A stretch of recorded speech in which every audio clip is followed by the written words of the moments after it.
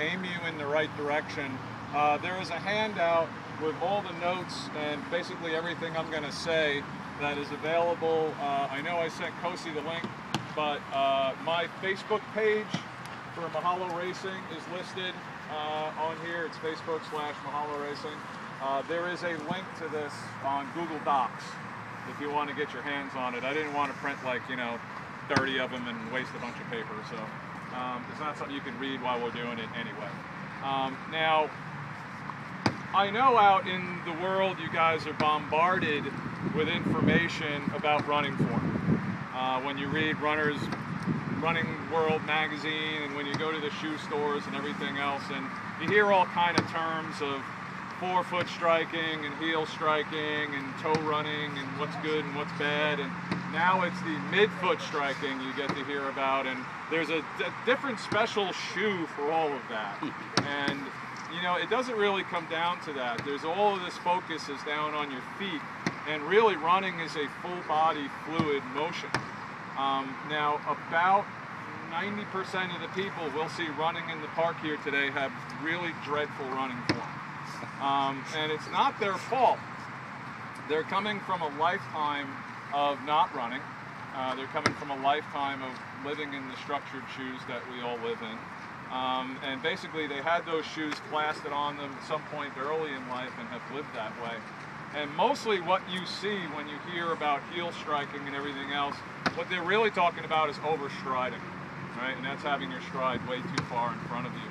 Now, kind of why do so many people run in this overstriding, heel striking kind of fashion that we all have heard is a big, evil, bad thing to do? Well, basically it emulates another movement that you do every single day, and it's walking. So basically what's happening is that you are doing a faster, bigger version of walking, and we're calling it running. When you were a little kid, and if you watch little kids who never wear their shoes, when you watch them run, they run a lot different than they walk. Right? Have you ever noticed that? Little kids run way up here, right? And they're very upright, and they're very tall, and they run very fast, right? And their little legs are like, right, across the floor. And if you watch a little kid who runs around an awful lot, they actually have great running form. If you ever wanted a real visual representation of good form, watch a little kid running barefoot through the grass, right? They will show you probably a very good technique for running well, because you are born with it, but we do train our way out of it. So just to give you an example of that, so if we're walking, right, we walk heel to toe, okay? That is our standard walking gait, right? And then when we learn to run, we learn to run the same way, okay? So you're basically taking your heel to toe gait of a running form and you're turning it into a run. And it's not. You're basically doing a really fast and weird kind of walk. And there's a couple of problems with that. One is having your heel way out here is an unstable place to be. If everybody would put their heel out in front of them and wiggle their foot around, okay?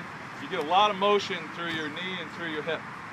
Now if you plant your forefoot and then you move your foot around, you can't move it around quite as much, right?